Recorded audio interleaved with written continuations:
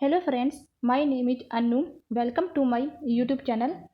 हमारे YouTube channel में UTET की जो सीरीज चल रही है पिछले 10 वर्ष के पेपर्स की, उसी क्रम में हम आज के वीडियो में एनालिसिस करेंगे 2013 के ईवीएस यानी इन्वायरमेंटल स्टडीज़ के 15 क्वेश्चन कि किस तरह के क्वेश्चन पूछे गए थे प्रीवियस ईयर पेपर में, जिससे आपकी एक अंडरस्टैंडिंग बनेगी कि किस तरह के क्वेश्चन पूछे जाते हैं यूटेट के पेपर में। इससे पहले भी मैंने अपने यूट्यूब चैनल में पिछले 10 वर्षों के क्वेश्चन पेपर डिस्कस किए थे। अगर अभी तक आपने वो वीडियोस नहीं देखी है तो देख लीजिए, उसका लिंक मैं नीचे डिस्क्रिप्शन बॉक्स में डाल दूंगी। उनसे आपको एक हेल्प मिलेगी कि यूटेट के आगामी परीक्षा में कि किस तरह के क्वेश्चन पूछे जाते हैं। तो शुरू करते हैं हम अपनी आज की वीडियो को।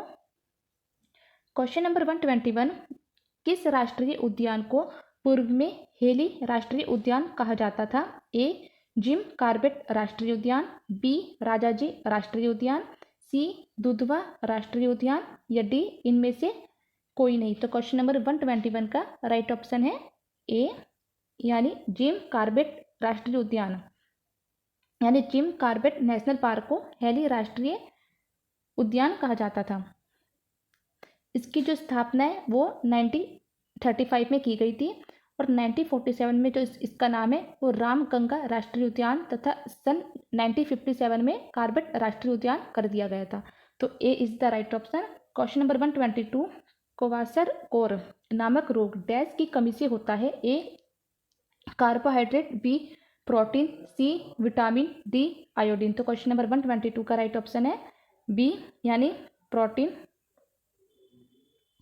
क्वाशरकोर नामक रोग जो है प्रोटीन की कमी से होता है।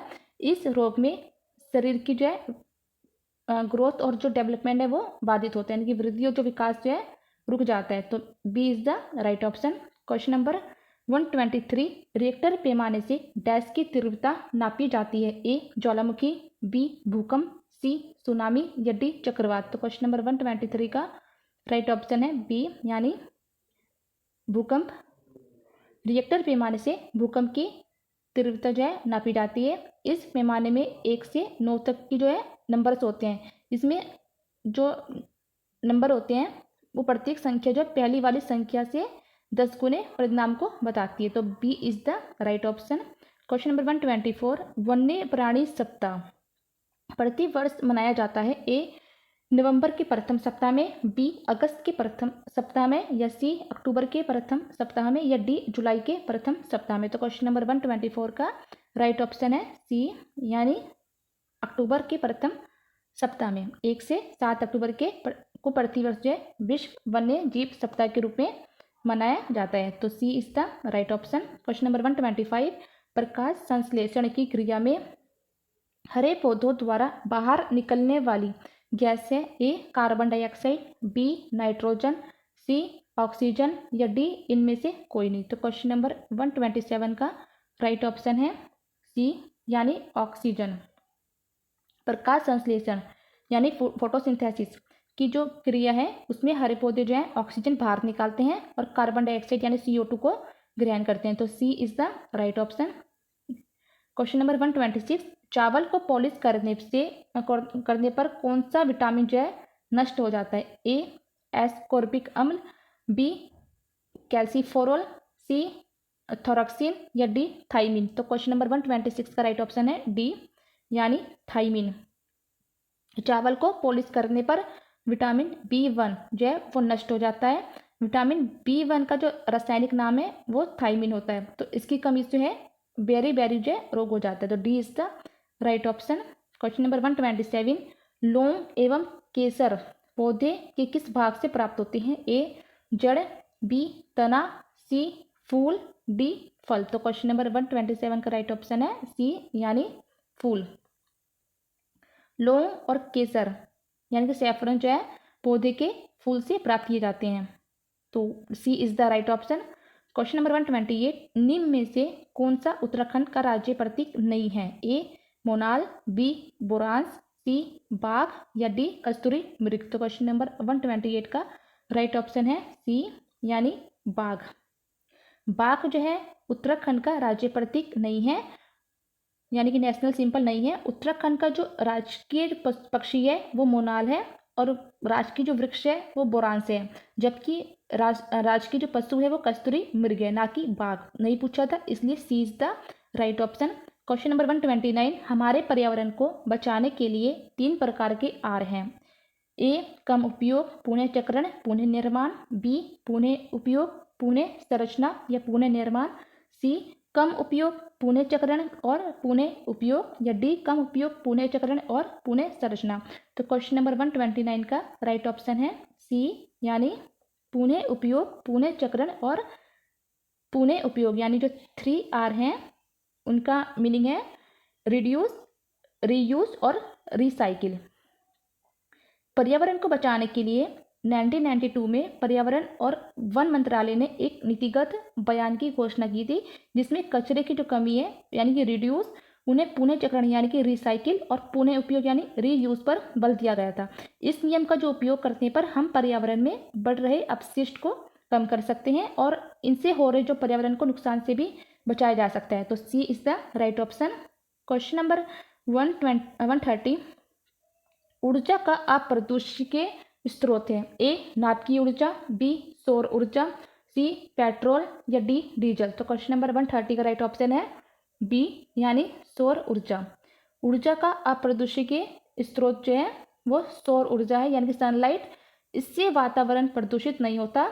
यह नवीकरणीय यानी कि रिन्यूएबल ऊर्जा स्रोत है। तो B is the right option. Question number 131, पृथ्वी का उष्मायन का अर्थ है।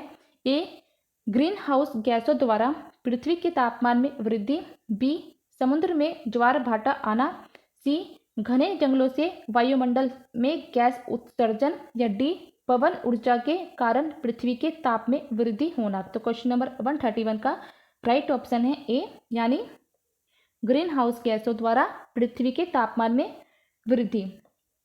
पृथ्वी का उष्मायन यानी कि पृथ्वी का जो वातावरण वो गर्म होना का जो प्रमुख कारण है वो ग्रीन हाउस गैसों द्वारा पृथ्वी के तापमान में वृद्धि से है। इसमें जो है CO2 यानी कार्बन डाइऑक्साइड और मीथेन जो जैसे जो गैसें होती हैं वो एक महत्वपूर्ण भूमिका निभाती हैं। तो A is the right option. Question number 132, carbon dating विधि प्रयुक्त की जाती है। ए स्थान ज्ञात करने में, बी वस्तु की आयु ज्ञात करने में, सी लिपि को पहचानने में, या डी वस्तु की पहचान करने में। तो क्वेश्चन नंबर 132 का राइट ऑप्शन है बी, यानी वस्तु की आयु ज्ञात करने में। कार्बन डेटिंग विधि जो है किसी वस्तु की आयु ज्ञात की जाती है। इस विधि से यह पता लगाया जाता है कि वह वस्तु कितनी पुरानी है। तो B is the right option. Question number 133, अम्लीय वर्षा यानी कि एसिड रेन से ऐतिहासिक इमारतों तथा मूर्तियों का संक्षारित यानी कि क्षरण होना कहलाता है। A dry deposition, B stone leprosy, C aerosol, या डी इनमें से कोई नहीं। तो क्वेश्चन नंबर 133 का राइट ऑप्शन है बी, यानी स्टोन लिप्रोसी। अम्लीय वर्षा से ऐतिहासिक इमारतों तथा मूर्तियों के क्षरण को स्टोन लिप्रोसी कहा जाता है। अम्ल वर्षा जो है SO2 यानी कि सल्फर डाइऑक्साइड और NO2 यानी कि नाइट्रोजन डाइऑक्साइड के ऑक्साइड जो है वो एक महत्वपूर्ण भूमिका निभाते हैं। तो B is the right option. Question number 134, Sparsh Ganga अभियान का मुख्य उद्देश्य है। ए स्वास्थ्य सुरक्षा, बी गंगा की स्वच्छता, सी नदियों को जोड़ना, या डी मंदिरों का जीर्णोद्धार। तो क्वेश्चन नंबर 134 का राइट ऑप्शन है बी, यानी गंगा की स्वच्छता। उत्तराखंड में चलाए जा रहे स्पर्श गंगा अभियान का जो मुख्य उद्देश्य है वो गंगा की स्वच्छता को बनाए रखने से है। तो B is the right option. Question number 135, Minamata रोग प्रदूषित जनित रोग है जो परिणाम है। ए समुद्र में बिखरे तेल का, बी वायुमंडल में आर्सेनिक जमा होने का, सी औद्योगिक पारा अपशिष्ट को पानी में छोड़ने का, या डी मनुष्य के कार्बनिक अपशिष्ट को पीने के पानी में छोड़ने का। तो क्वेश्चन नंबर 135 का राइट ऑप्शन है सी, यानी औद्योगिक पारा अपशिष्ट को पानी में छोड़ने से। मिनीमाटा रोग जो है शरीर में पारे की अधिकता से होता है। ये पारा औद्योगिक अपशिष्ट के रूप में जल में छोड़ा जाता है। ऐसे जो प्रदूषित जल के सेवन से ये रोग जो है तेजी से फैलता है। तो C is the right option. Question number 136, अंतर्राष्ट्रीय स्तर पर वन्य जीवों की सुरक्षा हेतु संस्थान है। ए IUCN, बी यूनिसेफ, सी IUPAC या WHO? तो क्वेश्चन नंबर 136 का राइट ऑप्शन है ए, यानी IUCN। अंतर्राष्ट्रीय स्तर पर वन्य जीवों की सुरक्षा के लिए IUCN नामक जो संस्था है वो कार्य करती है। इसकी स्थापना 1948 में की गई थी। इसका जो मुख्यालय वो गिलैंड यानी स्विट्जरलैंड में है। IUCN का जो फुल फॉर्म होता है वो होता है International Union for Conservation of Nature. तो A is the right option. ये थे हमारे आज के कुछ 16 क्वेश्चन। आपको हमारी आज की वीडियो कैसे लगी हमें कमेंट्स करके जरूर बताना। Thanks for watching my video. Please like and subscribe my YouTube channel. Have a nice day.